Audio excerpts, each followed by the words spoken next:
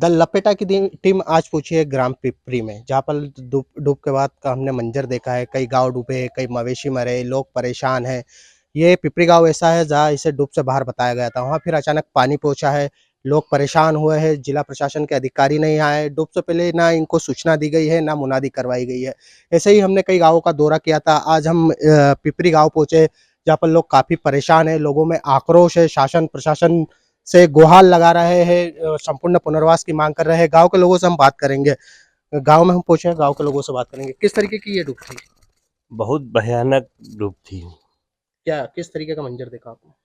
हमने तो आज तक हमारी ज़िंदगी में कभी ऐसा मंज़र नहीं देखा है और आज तक कभी इतना डूब भी नहीं देखी है। पहली बार इतना पानी आया है और लोग इतने परेशान थे। पूरे जैसे मतलब मकान रह गए, केवल अपनी जान बचाकर भागे हैं हम। अनाज वग़ैरह जो भी था, खाद, बीज वग़ैरह जैसा पूरा खराब हो गया है और कुछ भी नहीं बचा है यहाँ पे। खाने के लिए सरकार ने जो भी वो करा था, वो 1-2 रोज की व्यवस्था थी, उसके बाद कुछ नहीं है। तो अब जैसे भी है हमारे रिश्तेदार वगैरह कुछ व्यवस्था कर रहे हैं। लोगों का कहना है कि सरकार ने किसी प्रकार की कोई मदद नहीं की, अचानक डूब आई है, डूब से पहले ना सूचना दी गई है।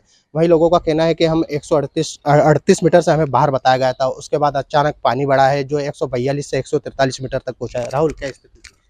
जैसे पिपरी की बात करें, पिपरी एक 142.43 मीटर का जो पुराना बैक वाटर लेवल था, वही लेवल जो था पुराना 1984 का जो लेवल था, जो 193 गाँव डूब में आते हैं। बड़वानी के 65 गाँव आता है, उसी में पिपरी भी एक गाँव है जो 143.21 मीटर पर आता है। जो पुराना लेवल के आधार पे ही ये गाँव को पूरा सर्वे में लिया गया था उस समय। पर इस स्थिति में होने के बाद इन गाँव का नजरिया सर्वे हुआ है। आज भी इनका संपूर्ण सर्वे नहीं हुआ है, ना ही प्लाट दिया गया है।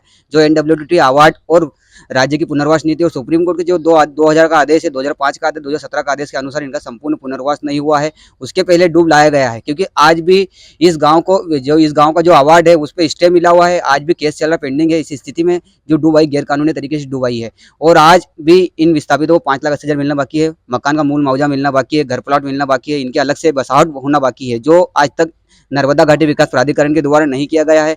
और आज जो डूब आई है गैर कानूनी डूब है। और जो लेवल बार 2008 में जो लेवल कम किया गया था, इस गांव को 138.68 बताया गया था, पर जो पुराना बैक वाटर लेवल है 143.121 मीटर का आता है, जो करीब 5 मीटर का अंतर आता है। तो 5 मीटर में इस गांव को जो डूब से बाहर बताते हैं, जो गैर कानूनी तरीके से गलत है। और आज भी प्रशासन, जो सरकार जो बार बार आंकड़े बता रहे थे, 15,946 मकानों जो डूब से बाहर बता रहे थे, उसी के तहत ये पिपरी गांव को जो डूब से बाहर बताता है, उसी में कोई आता है। तो आज गंभीर स्थिति है, और इस स्थिति को देखते हुए पूरे गांव को एक सामुदायिक इकाई में बन के पूरे गांव को सर्वे होना चाहिए तत्काल। डूब आने के पहले ही इनको प्लाट और मकान का मुआवजा सब कुछ देना चाहिए। प्रशासन की जिम्मेदारी प्रशासन की है।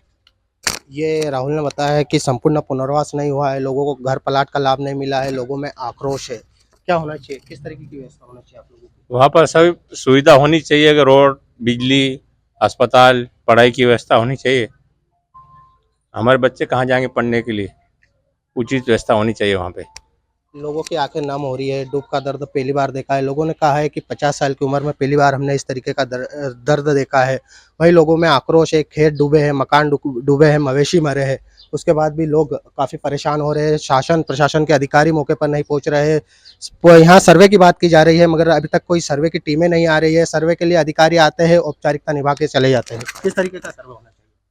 सर, संपूर्ण गांव का सर्वे होना चाहिए और सभी को, प्रत्येक परिवार को प्लाट दे करके व्यवस्थित बसाना चाहिए। साथ में ही मैं कहूँगा कि जो खेत हमारे डूबे हैं, उन खेतों का भी मुआवजा भी मिले और खेतों के लिए भी आगे से रूपरेखा सही तरीके से हो, ताकि किसान जो है भयभीत न रहे और किसान को उसका पूर्ण मुआवजा मिले।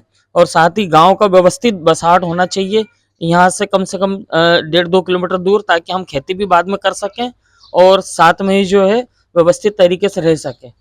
क्योंकि हम ये जो बाढ़ और अभी ये डूब आई हमारे पास में, इससे बहुत हतप्रभ हो गए हैं। और हमारे गांव में तो आज की कंडीशन ये हो गई है कि हम कोई भी त्यौहार मनाने की कंडीशन में नहीं है।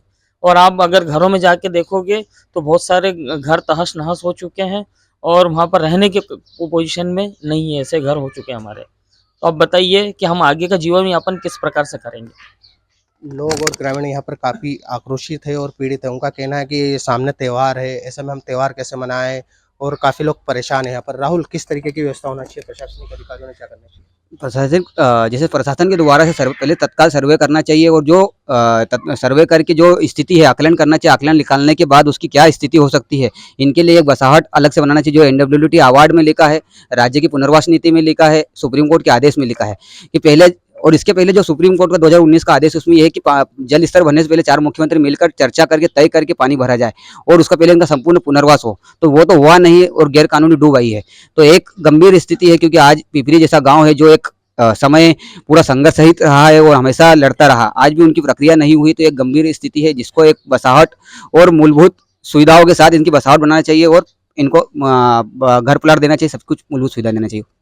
ये गांव पिपरी था जहाँ पर लोगों में आक्रोश है, लोग नाराज है, शासन प्रशासन के खिलाफ आक्रोशित है। उनका कहना है कि पूरा गांव आबाद था, हरा भरा गांव था, एकदम 2 रोज की डूब आई है और पूरा गांव बर्बाद हो गया है। लोगों में काफ़ी आक्रोश है। द लपेटा के लिए सचिन राठौड़, बड़वानी से।